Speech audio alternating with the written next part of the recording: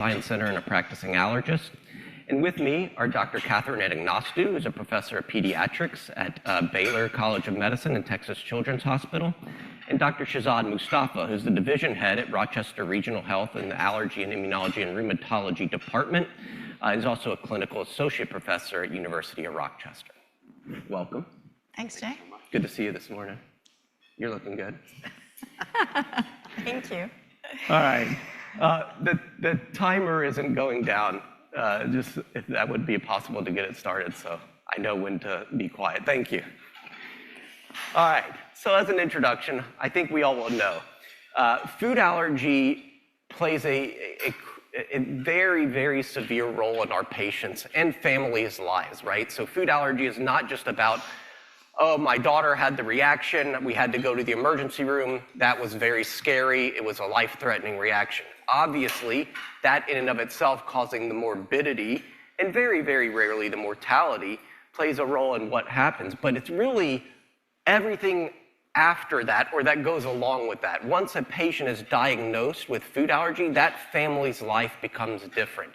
Once they've had that severe reaction and ended up in the emergency room, as we all know, there is almost a PTSD that occurs. There is anxiety that goes along with it. There's social changes that go along with it.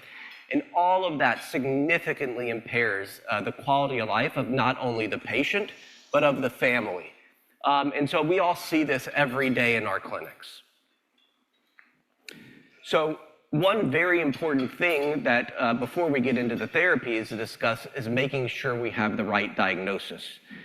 If we inaccurately diagnose our patients, we lead to decreased quality of life, even if that patient doesn't have food allergy. So it becomes imperative to accurately diagnose the patient. Every guideline in food allergy states the same thing. The most important part of the diagnosis is us, is the clinician, and taking that history. By the time we decide on whether or not to test somebody, most of us in our mind have a very good idea. I'm pretty sure this patient is going to have a food allergy. I'm pretty sure this patient is not going to have an IgE-mediated food allergy. And then we go to our testing, which includes our skin testing, our serum IgE testing, and rarely maybe some other tests in some centers like basophil activation testing. But we should never order these indiscriminately. And what we know is these tests are not perfect, and the only perfect way to diagnose a food allergy is feeding the patient the food, the oral food challenge. And we'll go briefly into some of these. So when you're seeing a patient, Dr. Mustafa, tell me about the thoughts that go in your head about testing, over-testing, getting a referral for somebody who's already had the testing. What does that cause? Yeah, so Jay hit the nail on the head. I think that everything in medicine, beyond even food allergy, starts with a good clinical history, right? And the key is, sorry, you can't hear me? So it starts with a good clinical history. The key is your pre-test probability, right? What is the probability of having a food allergy before you order a single test? That's going to be very different depending on the food, depending on the age of the individual, and depending on the clinical history. The pre-test probability of a peanut allergy is much higher than the pre-test probability of having an allergy to broccoli, right? Pre-test probability for someone who had urticaria after ingestion is different than chronic abdominal pain. So like Jay said, you want to get a good history. And specifically on food panels, which we're talking here, there are multiple guidelines to not recommend food panels. I think everyone in this room appreciates the presence of a positive skin test or detectable IgE does not mean allergy. It means previous exposure to the food, right? I encourage you guys who are doing skin testing to measure your skin test, that have numbers. I think that helps us interpret it. It's not binary, it's a risk stratification, and the same goes for IgE levels. So ordering tests based on a clinical history to guide it. We shouldn't be diagnosing it based on the testing itself, and I think that's very important. And really to stay away from food allergy panels. Jay mentioned that we see so many individuals in our practice who are referred after something's been ordered. And we were talking about this yesterday too, how it's hard to undo what's been done, right? Expectations, counseling. It's hard for these families to be avoiding a large amount of food. So Be discriminate with your testing based on a really, really good clinical history, I think. How in your practice do you handle someone who comes in with that sheet of paper that says, I've got IgE positive to all these foods? Like, what's your method? So I get tired of hearing my own voice, and I say the same thing over and over again to people, right? A little bit of an analogy for that is I tell people it's like a speed limit. Again, it's not a binary test. If you're on an interstate with a speed limit of 55, 56 is speeding and 110 is speeding. And those are very different. So an IG level of 0.37 versus 1.37 versus over 100, those are probably clinically different. So I start to frame it there, and then we, again, focus on a history. At the end of the day, what we're doing is trying to broaden diets. It does have nutritional impact, but improve people's quality of life. And hopefully we're working together, rowing in the same direction. But it can be a very difficult conversation for someone who thinks they're allergic to a food and they've been avoiding it. And that's where, it's clinical art, and you kind of build a relationship over time. Everything doesn't have to happen at the first appointment necessarily. I like the speed limit. I might steal that. Steal it. So after going through that with the patient, sometimes the speed limit analogy may not work, and families not willing to introduce that food into the patient's diet, even if you tell them I'm not too worried. And that's where our gold standard for diagnosis comes in. And Catherine, can you talk to us a little about how you view the food challenge and how you perform it in your center? Yeah, so I'm not going to reiterate what you guys just said about the diagnosis, but I do tell my families that there's a big difference between sensitization and clinical reactivity, because when patients see a positive test, they don't really interpret it the way we interpret it. They're more used to a binary kind of situation. So first we go through that, and I explain that the oral food challenge is our gold standard, and this is the only way to find out if someone is clinically reactive if we're not sure. And then we go through the reasons for why a food challenge is offered.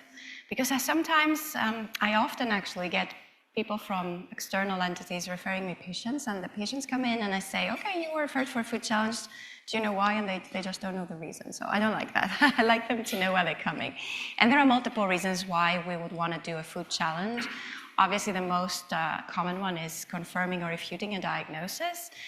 Also, finding out if someone has outgrown their food allergy. For example, in children with milk and egg allergy, where there's a good chance of outgrowing, we would do a food challenge. And then now with therapies coming through, we also do food challenges when we want to determine the threshold of reactivity for patients. Personally, in my clinical practice, I also do low-dose food challenges, especially for some families who have a lot of anxiety. And I find them really helpful. And for those who are interested, Professor Hurricane from Ireland has published a lot of work in the low-dose food challenges if you want to look into it a little bit more. Now, talking through the process of the food challenge is really important. So I do that in the clinic. I give them a copy of the consent form to take home and read so that they have it. And there's a lot of detailed information on our consent form. And of course, we go through risks and benefits of the food challenge. There's always a risk of having a severe reaction. So I try to tell them that even if that happens, we're in hospital. I work in a large academic center. So we have a very safe place where we perform our food challenges, and we have all the medication available in case there's a severe reaction and we need to administer epinephrine.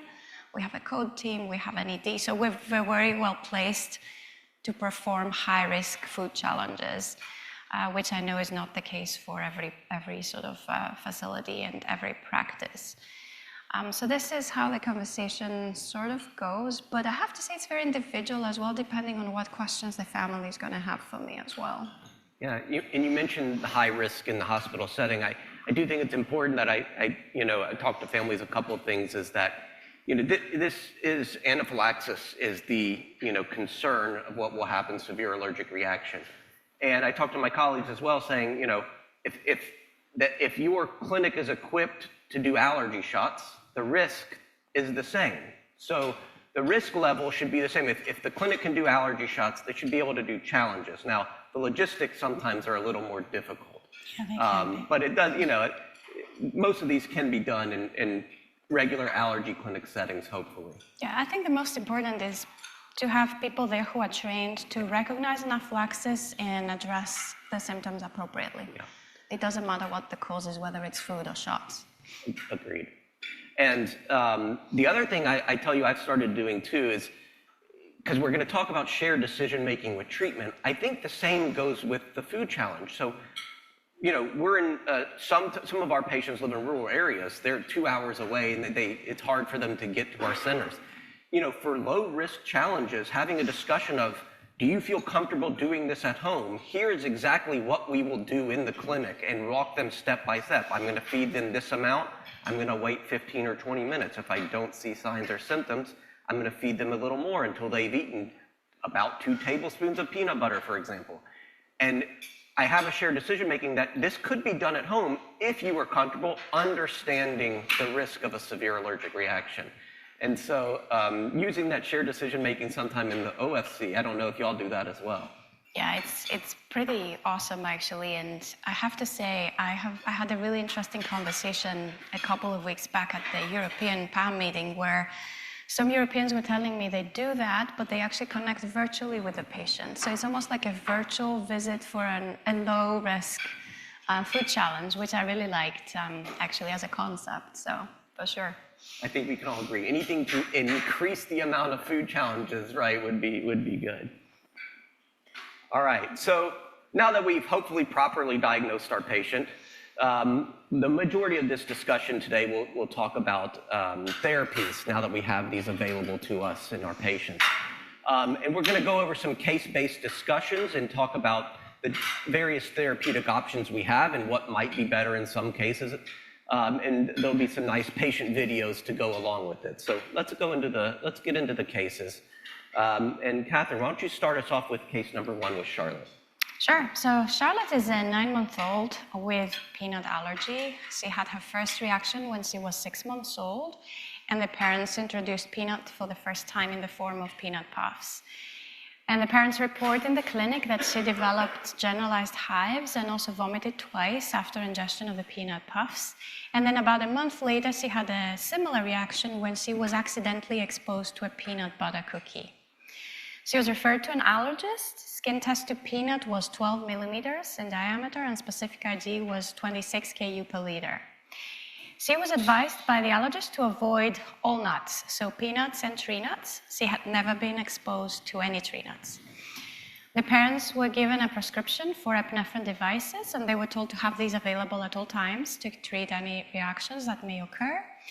And happily, she was eating all of the foods except for nuts. The parents had started with peanut, and they were planning to introduce tree nuts later. In terms of comorbidities, she also had mild eczema and some viral-induced wheeze. So for this particular family, having a child with a peanut allergy in the home actually posed a significant burden because the family loved peanut butter, and there were already 2 other siblings at home, ages 2 and 4 years old, and they were both regularly eating peanut butter at home.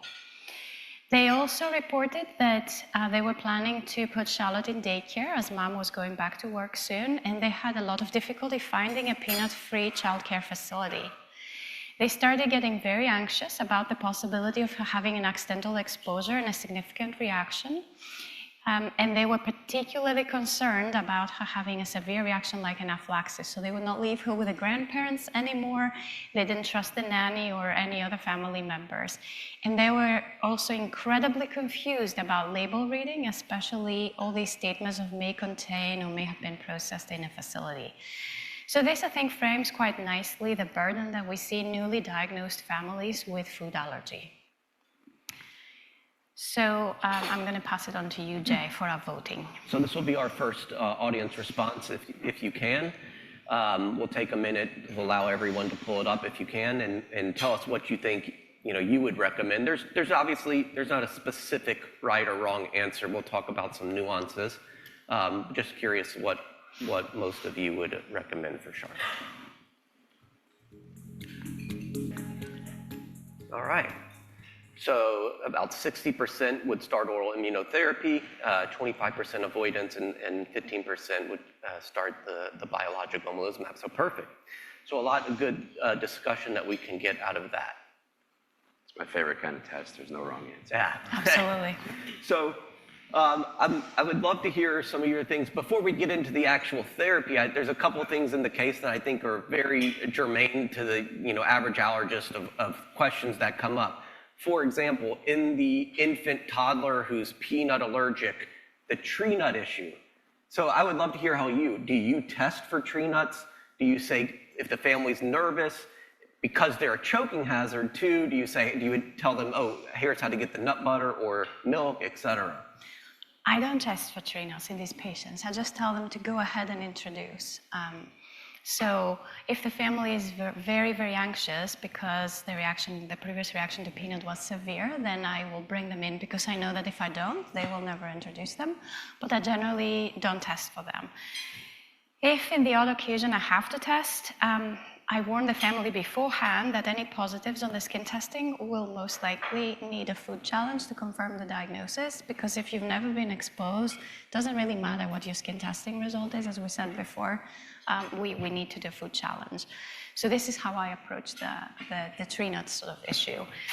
And I think nowadays, because we have all these therapies that we can offer, it's important for the patient and the family to know for certain which food allergies they have and which they have not.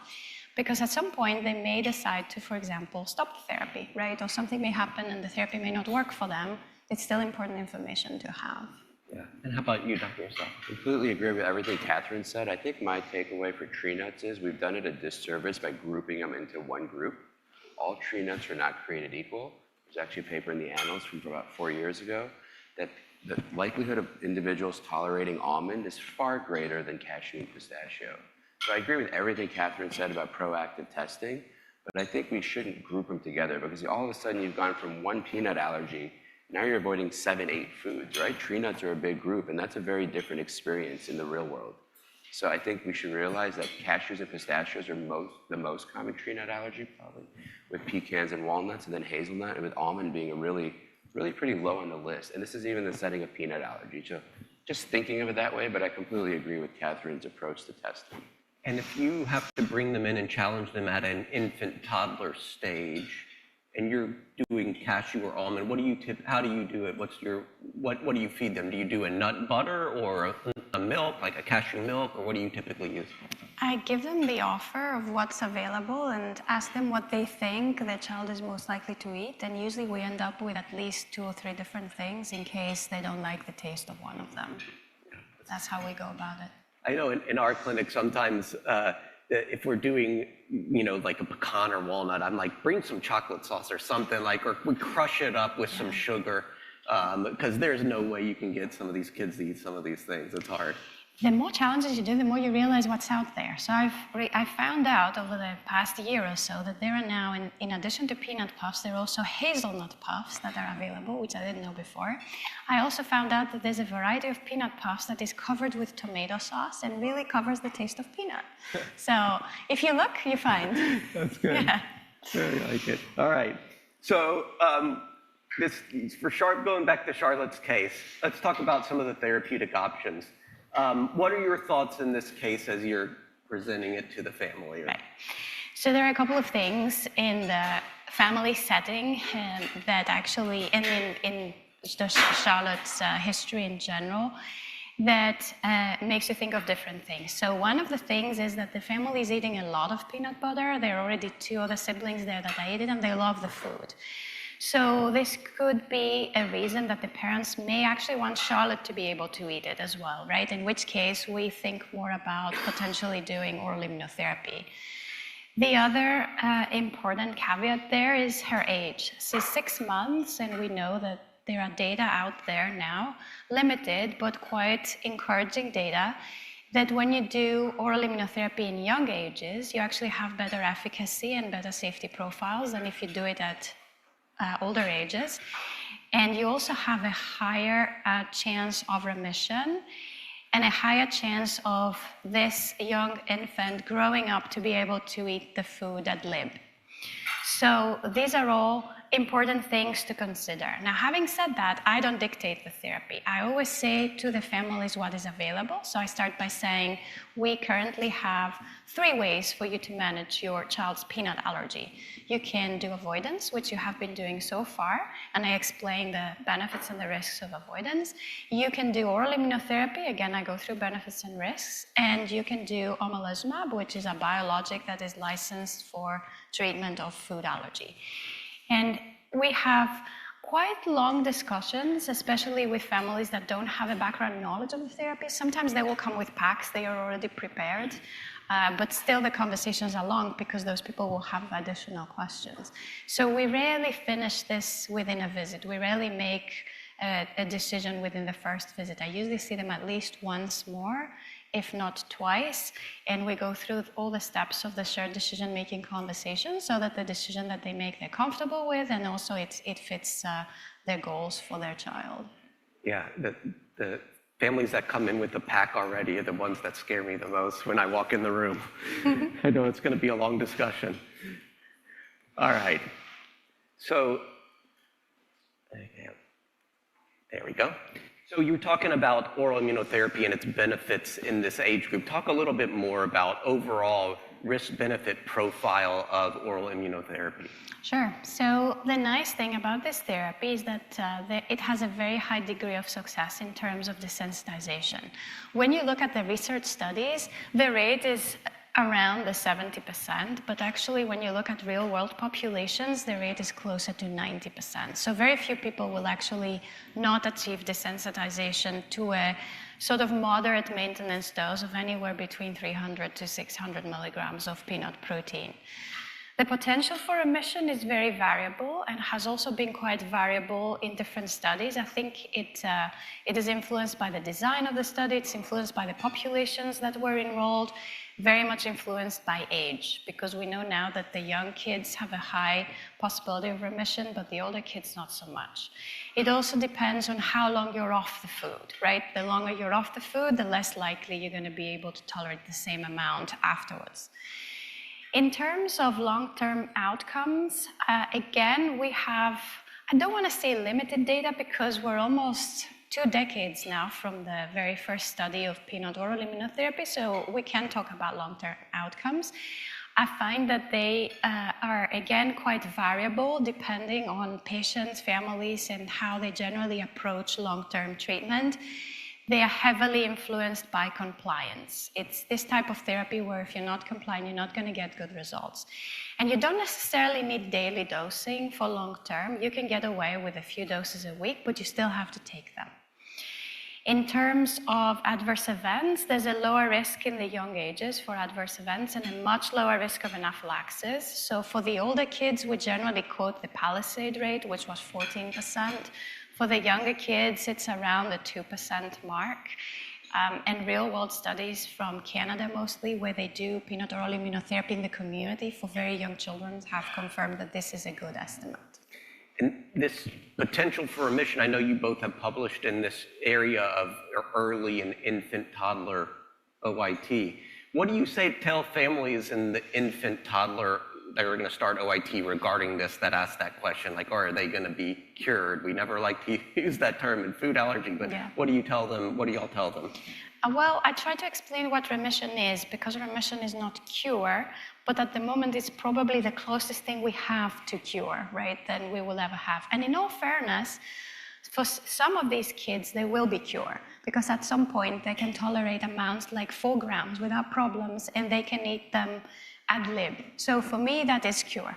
But unfortunately, we don't know who is going to do that and who is going to be successful. We don't have any biomarkers that can predict it, although we have, again, some limited evidence that your baseline level of specific IgG to peanut may play a role in that prediction. And how about you, Dr. Mustafa? What do you tell them? Yeah, I think Catherine, again, hit the nail on the head. Oral immunotherapy is incredibly successful at desensitization. That's reference number 2, the IMPACT study by Stacy Jones, that really started to shift the narrative in the younger kids. There may be an ability for them to actually consume the food ad lib. So I don't use cure by any means. My phraseology is facilitate the introduction of peanut into the diet. And I encourage you guys, there's a great algorithm from that impact study on the immune tolerance network. If you Google it, you put in the child's age, 13 months, and you put in their peanut-specific IG level, it actually spits out a percentage likelihood of remission. And we do use that for counseling in our families, just as a framework. So yeah, we're starting to move the needle, and I actually think the biggest driving force in that change from desensitization to tolerating the food is age, probably, combined with a few others. Yeah, I think age combined with your level of peanut-specific IG is probably a predictive marker as far as we know. Again, limited evidence. We don't have many studies. Very nice. So we can't talk about, limited just to the infant. Obviously, Charlotte's case is of an infant. OIT in general, obviously, carries a lot of weight for families. Can we talk a little bit about what do you tell families of the benefits, but also what are they going to have to do during OIT? Yeah, so in terms of benefits, the main benefit is that oral immunotherapy changes your threshold of reactivity to the food allergen, or threshold of tolerance, however you want to look at it. And you're basically able to tolerate and eat larger amounts of the food compared to what you were able to do at baseline. All the other benefits pretty much derive from that main benefit. So because you're tolerating larger amounts, your risk of accidental exposure injections is lower. Your risk of having a severe reaction when you're accidentally exposed is also much lower. Your quality of life changes because there's less anxiety about the potential accidental exposures. There's less anxiety about social interactions. Kids feel more comfortable in parties. They feel more comfortable at school, being around other kids who eat the food, et cetera, et cetera. So there's also a significant change in the quality of life in this age group for the caregivers, because the kid is way too young, but in the older ages also for the children. Studies, again, have been a little bit controversial in this aspect, with some of them showing significant change in quality of life and others showing minimal or no change in quality of life. Again, very variable designs. It's very, very difficult to pull that data and do meta-analysis because everybody is using different designs. But I have seen significant improvement in quality of life in my cohort of patients that I treat at Texas Children's. In terms of risk, the risk is obviously having an allergic reaction, any type of allergic reaction, because we're giving you the food that you're allergic to. So this is pretty much expected for the overwhelming majority. But happily, most of those reactions are either mild or moderate. And severe reactions like anaphylaxis happen more rarely, and I gave you the percentages before. Chronic GI symptoms is something to look out for. Again, I find that this is more applicable to the older children rather than the young infants, but it's really important to look out for those, and obviously to have a sort of suspicion in the back of your mind for potential for eosinophilic esophagitis. It's quite rare, again. The percentage is around 2 to 3% from sort of systematic reviews and meta-analysis, but again, it's important to remember it and also to mention it when you counsel parents about OIT. Going into the practicalities that Jay mentioned, there is a burden that comes with the therapy. So obviously there's daily dosing that has to be done at home in between the updosing hospital visits. So that's important for parents to know. They have to do it. They also need to know that after the patient ingests the dose, they're not allowed to exercise for a couple of hours. If they get a significant illness, they may need to either reduce the dose or stop it until the illness goes away. These sort of external factors, as we call them, exercise, tiredness, illnesses, I find again that they're more applicable to the older kids. You can't really stop a 1-year-old from running around and exercising, but they don't seem to have the same risk when they do that after dosing than the older kids in terms of inducing allergic reactions. Nice. All right. So now we've talked about all that. Let's take a look at what that case looks like in this patient video. One of the options I'd like to tell you about is an FDA-approved peanut oral immunotherapy. We give carefully measured amounts of peanut protein daily to raise Charlotte's tolerance. So small, accidental exposures are less likely to cause a severe reaction. Wait, you're giving her actual peanut? Isn't that dangerous? Allergic reactions can occur during dosing, from hives or vomiting to rarely anaphylaxis. So families must carry and know how to use epinephrine. That's why dosing starts in clinic. We will carefully monitor Charlotte before sending her home. Okay, got it. Sounds a little scary, but so was her having an actual unexpected allergic reaction. Does this cure her, or? It's not a cure. The goal is to raise the reaction threshold, so if she is exposed to peanut, it won't be as severe a reaction. Oh, okay. So this peanut dose, is this something we do at home, or? No, so treatment begins with an in-clinic dose escalation, then a supervised updosing phase with clinic visits, typically every 2 weeks, and daily home maintenance dosing. This is for a minimum of 6 months. That's definitely a commitment. I don't work, so it's probably something I can do. I'll need to talk with my partner and plan logistics.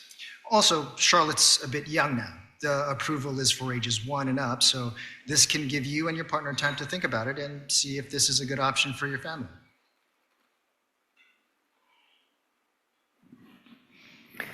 I do like how the decision was not made at the visit, right? I think it's a very important, like we don't say, oh, you need to start this and we're gonna go ahead and do this. And like, it's very overwhelming for families, right?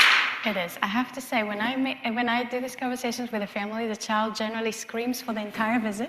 So they're definitely not that quiet. I was about to say, I've never had a visit go that smoothly. And obviously, it's a much longer conversation, but... And obviously, we're presenting all options to the family, right, during this. Of course. All right, let's take another case and kind of discuss other therapies that might make sense. So I'll take this. This is case 2, Nicole. So she's a 26-year-old female, IgE-mediated allergies to peanut and sesame. This was diagnosed as a toddler when she first had peanut butter, had hives, testing was positive. She was positive to peanut and some tree nuts like we discussed in our first patient. And then a couple years later, reacted with hives and difficulty breathing to hummus, which led to testing that was positive to sesame. The good thing is she passed challenges to tree nuts like you were talking about, and now has incorporated those into her diet, but she does still avoid the peanut and sesame, and she's had about 3 to 4 reactions in her lifetime due to cross-contamination or accidental ingestions. Otherwise healthy, no medical problems, take no daily medications. Having seen her for the first time, we do some skin testing. You can see the positive results there with large wheals and specific IgEs that would suggest she is likely still allergic to the peanut and sesame. So let's take a quick look at her case and then we'll talk about it. When was the last time you had a reaction to sesame or peanuts? I haven't had anything happen since college. I ate some salad at a cookout. I always ask about sesame and peanuts, but I guess some people don't know tahini is made of sesame. My throat felt a little uncomfortable, and I got hives, but I took an antihistamine and it was fine. Have you ever had a reaction where you had to use your epinephrine? No, thankfully. I've gotten really good at label reading and advocating for myself, and asking restaurants to check ingredients. Good to hear. And so you're here today to get epinephrine updated? Yeah, I got really caught up with moving and everything. I just started a residency at the Children's Hospital. I'm usually more on top of it, but my injector pin is like 3 years old.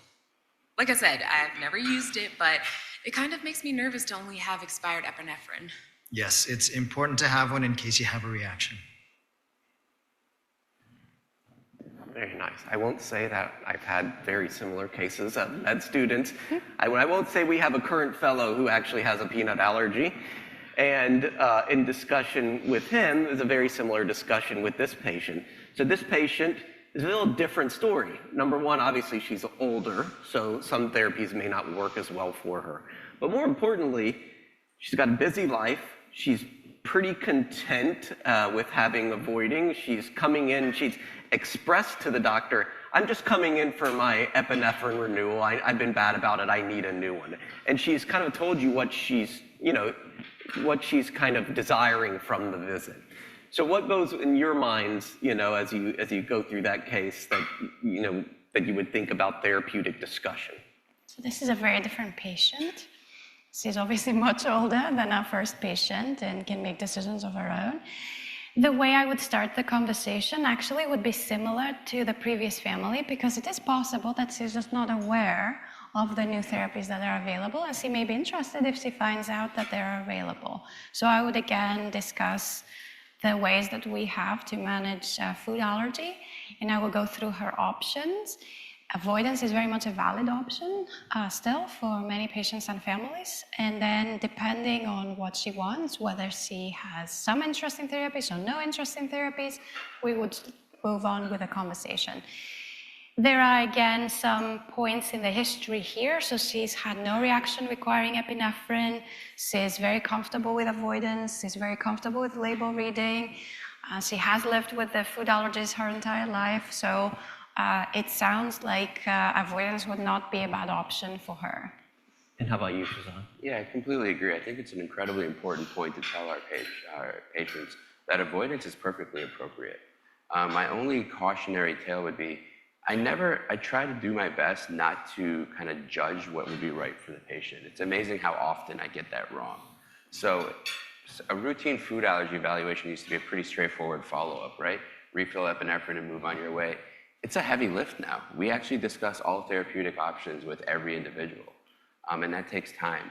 And we're often surprised at what individuals choose, and it's really preference. In our practice, I will say 80% of individuals who are eligible for food allergy therapeutics continue with strict avoidance. And I think that's telling. We've learned a lot from it. Yeah, I totally agree. So let's see from the audience. What treatment plan would you recommend for Nicole after these two doctors have may already biased your thoughts? That's what we're here for.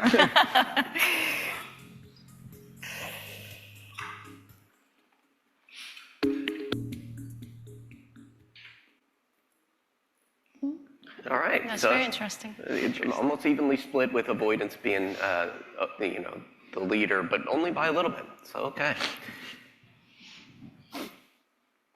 All right. So let's go. All right. So in talking about avoidance, like you said, I think it's a totally appropriate therapy for many patients. And my patient population is honestly like yours, Shazad, in that many of them say, oh, no, I have no desire. We're happy. And they don't want to even think about it. And that's fine. Just make sure they have their epinephrine. I mean, the benefits of avoidance is you don't have to do anything. You don't have to take a daily something. You don't have to get shots of anything. You don't have to change your lifestyle in what you're already doing. I mean, obviously, you're not giving them any protection, so they're still at risk. So in this patient's case, she's still at risk for probably a similar type. Her last reaction was probably 4 or 5 years ago, and there's probably going to be another at some point. The monitoring, most of us would say, come back once yearly, we'll check in. I'll be able to update you on new therapies like y'all talked about, make sure epinephrine is up to date. And the lifestyle doesn't change. They carry their epi and they live their life. So there's nothing wrong with it, and we need to be cognizant of that as caregivers for sure. And then for our last case, Shazad, why don't you lead us through our last case of Benjamin? Yeah, Benjamin. So this is a 7-year-old. We're hitting a different age bracket now with IG-mediated peanut allergy and cashew pistachio, not tree nut, but specifically cashew pistachio. First reaction occurred just before 1 year of age, immediate hives and emesis with exposure to peanut butter that got better with antihistamines. And then around age 5, there was cross contact with pistachio ice cream, leading again to oral itching and generalized hives, improved again with diphenhydramine or an antihistamine. Benjamin, who's 7 and has had food allergies for 6 years, has never required treatment with epinephrine, never been seen in urgent care or ED. This is an incredibly important point. I ask this of all patients who have food allergy. What is your goal? Benjamin is very verbal. He does not want to eat peanuts. He's absolutely averse to it. He thinks it smells bad, it tastes bad, he doesn't want to be anywhere near it. But the family says, and appropriately, they want to feel safer in less familiar situations socially, traveling, eating out, sleepovers, changing social environments as a 7-year-old gets more independence. Past medical history, we mentioned the food allergy. Benjamin does have some asthma, incredibly important point. So many of our individuals with food allergy have other atopic conditions, right? Asthma, atopic dermatitis, allergic rhinitis. He ends up on oral steroids about once a year. He does have some allergic rhinitis, and we see the skin test and IgE levels there, highly reactive for peanut, fairly reactive for cashew. And IgE levels are detectable for peanut, high likelihood of allergy there to cashew and pistachio. Notice that Benjamin is sensitized to other tree nuts, but can tolerate other tree nuts. So we're going to do this again. We're not going to try to color your impressions here. Benjamin, 7, has atopic comorbidities, multiple food allergies. How would you recommend treatment?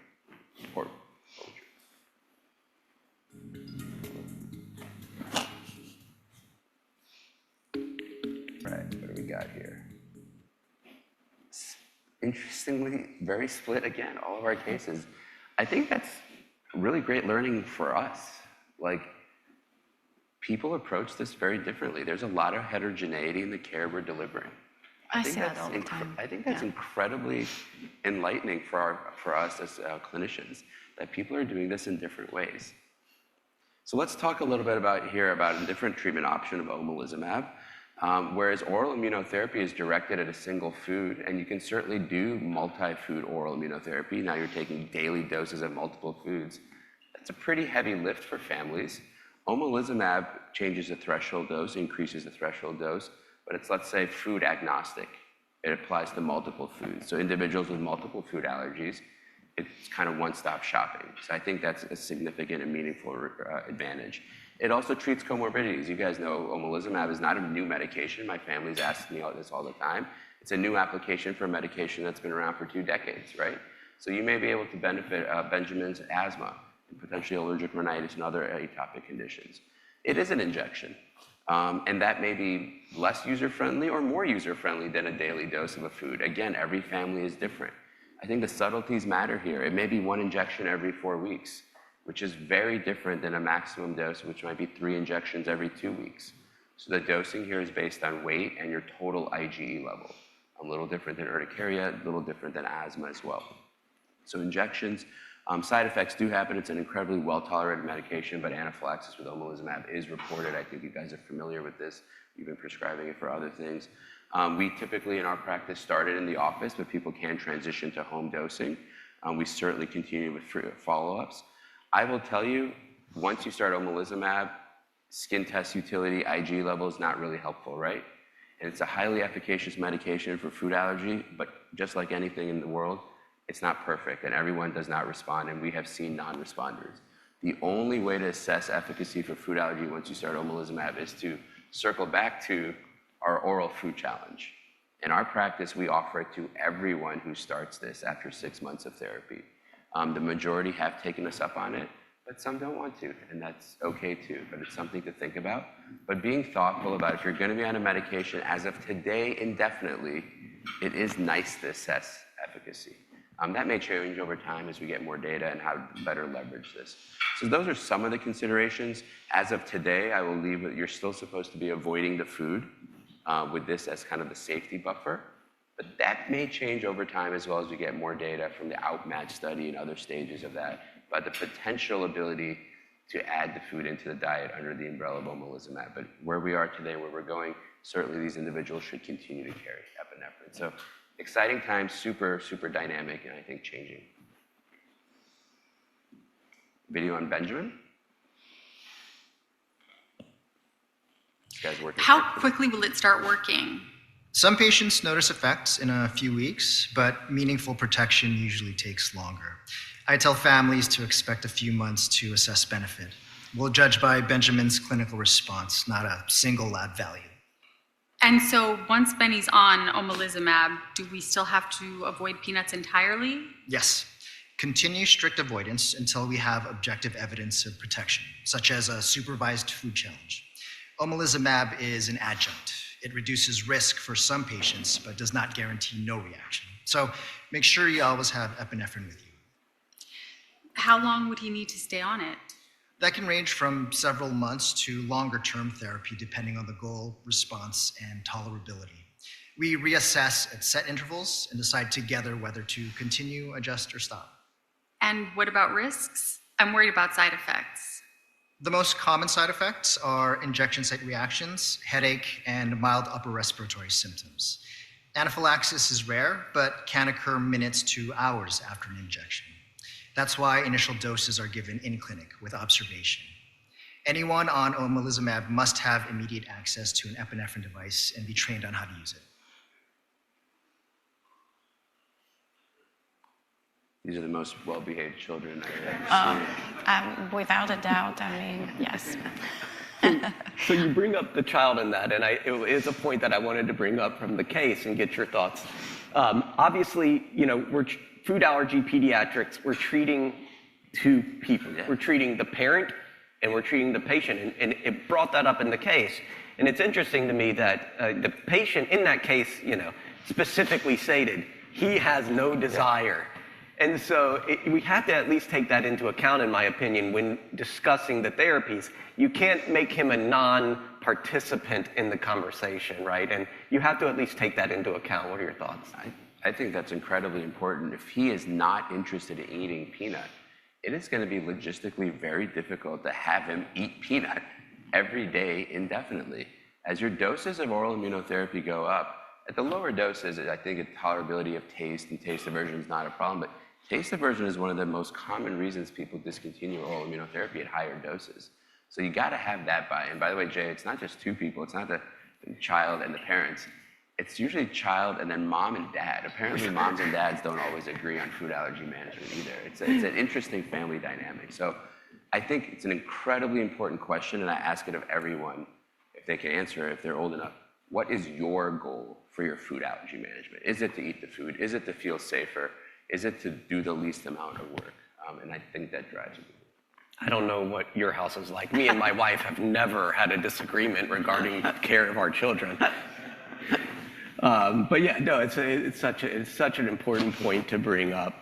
And so I think with those three cases, I think we've kind of gone over a lot of nuances of how to address it. I think overall, the major point that you both have brought up, and I think our polling said that, is there is no one right therapy by any means, right? And the most important thing to me is making sure there's buy-in, shared decision-making, that this is something the family wants to do. Because if you say, we should start OIT on your patient, and that family doesn't have buy-in, I don't think the outcomes are gonna be very, very good. I want to make one point, and Jay touched upon it earlier, and I think it's important to reiterate. These therapies do require some input and legwork on your behalf as a clinician too. And sometimes the logistics are difficult, and there are legitimate barriers to implementation in the practice setting. I think in this setting, I think everyone who has a food allergy deserves access to these therapies. And if individuals can't provide it in their practice setting, I would really encourage you to partner with hopefully someone nearby who may be able to offer it, because our therapeutics, I actually think, are outpacing our ability to deliver them, right? Because the vast majority of allergists in America don't offer any oral immunotherapy. So I think we have to acknowledge that and start thinking about ways to actually implement it in the clinical practice. Very fair. And it's also really interesting how spread out the sort of decision for therapy was in all three patients. I find that fascinating. My cohort is a little different. I think about 60% of my patients are actually on some form of therapy, so quite different from the two of you. But again, families surprise me quite a few times, because I may think that someone is tailored better to a specific therapy and they choose something different. So that's why I always go in by just offering the options, and then we work on that together. Very nice. So just finishing up, we do have some questions that came in, so I want to leave about 5 minutes for the questions. If you have a question you want to submit last minute, go ahead and put it in, so we'll get to the ones that we have. Take a second on here.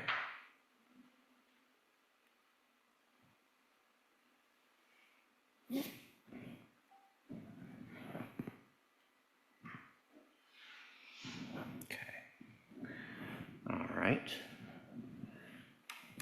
So let's go. All right. So I'm going to have this first question. We'll go to Dr. Anagnostou.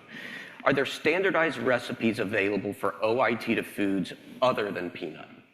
There are no standardized recipes that are universally acceptable for OIT. And you'll find that even in the research studies, people do different things. There are different designs. And this is what, like I said before, makes sort of data pulling and systematic reviews and meta-analysis so difficult. So no, we don't have that.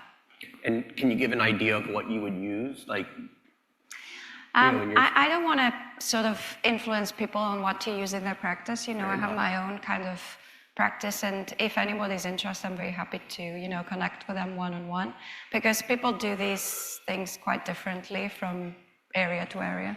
And obviously, none of it is FDA approved or standardized. That's a good point. Okay, Dr. Mustafa, are there struggles getting insurance to cover the OIT visits, and how do you handle that? The logistics. So there is an FDA-approved product for individuals 1 and older. It's FDA-approved till 17 because of age. So there's an FDA-approved product, and there's more allergists in America offering kind of off-label or home brew or whatever you want to call it, OIT.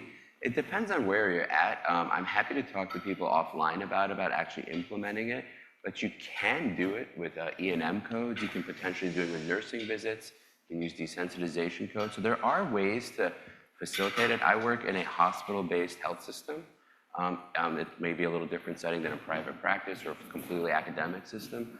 But there are ways to make it part of your clinical care. And there's some nuance to that, but we can certainly work with that. But these are the real world questions of actually implementation of this stuff. So I'm glad people are asking it, but there are ways to do it. There are ways to go through insurance. We take all insurances in our practice, including uninsured patients, and everything runs through insurance. There's no cash pay or anything in our practice. So there are ways to do it, and I'm happy to kind of partner with folks for specifics. And it's important to teach the generations of new physicians that come through on all of these therapies, because that is something that they will definitely encounter when they start practicing. So my fellows and my interns usually come with me when I do these consultations. I don't really let them do these consultations. I don't think that's appropriate, but I actually teach them on how to do them in future. Dr. Mustafa, you were talking about panel testing and limiting that. What are your current thoughts on food allergy testing and trying to limit that in patients with moderate to severe infantile eczema? So, you see that kid early on in life, really bad eczema. They're at higher risk of developing food allergy due to sensitization, probably through the skin. How do you handle testing in that patient? It's changed in my career, right? It's the half-life of information in medicine. I was taught at hopefully a pretty good training program that for severe eczema, we should be screening for food allergy. Now we really think moderate to severe eczema in youngsters sets you up for food allergy. The caution is, you guys know this, children with atopic dermatitis have higher IgE levels. So I would really discourage you to do broad panel testing in that setting, because the likelihood of getting multiple foods back with undetectable IgE is incredibly high. And then what do you do with that information? We don't really believe IgE-mediated food allergy drives eczema. So they travel together, but one doesn't cause the other. So I think that's a particularly fraught area to do food panel testing, because the likelihood of having multiple detectable foods is very, very high. And then even if you're going to work through food challenges, it's a lot of work for everyone, for the family, for yourself. So again, take a really great history.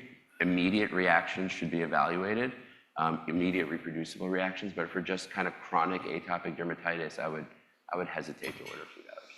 And it's really interesting, because I think when the focus is on what food is causing my eczema, parents actually don't focus on how to treat it appropriately and how to manage it. So I often sort of try to refocus the conversation on how to appropriately manage your moderate to severe eczema to get it under control, because I suspect a lot of times they just think it's a food and they don't bother. I totally agree, and I just had a patient like that, and that's a very long visit, because there's a lot going on. They're already sensitized, and they came with positive testing reaction to peanut, and they're bad, terrible eczema. I said, let's concentrate on the eczema. Let's get the eczema under control first. If you can restore that skin barrier, maybe you're going to have less sensitization over time too, and then let's take the food allergy. So great points. All right, one more question to you, Dr. Anagnostou.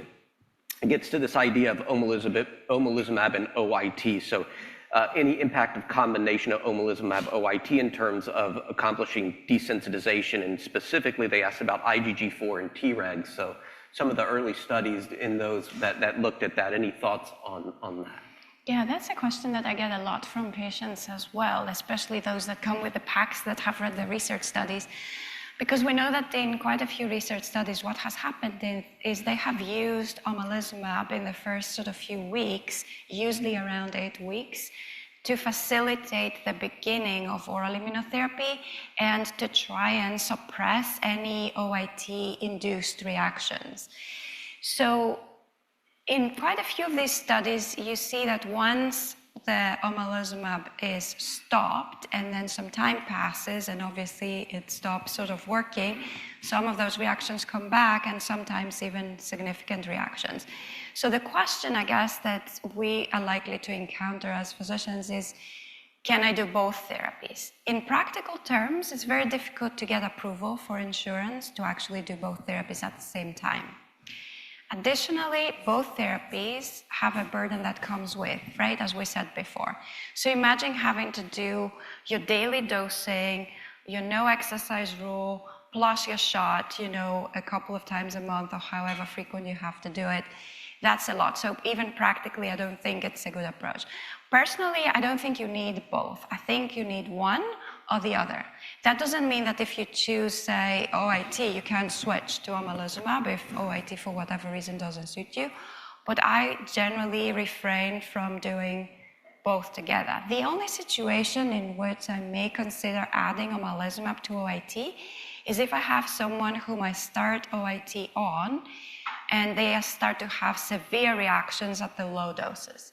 That's the only situation where I would consider doing a combination. But otherwise, I discuss them as separate therapies and I try not to combine them.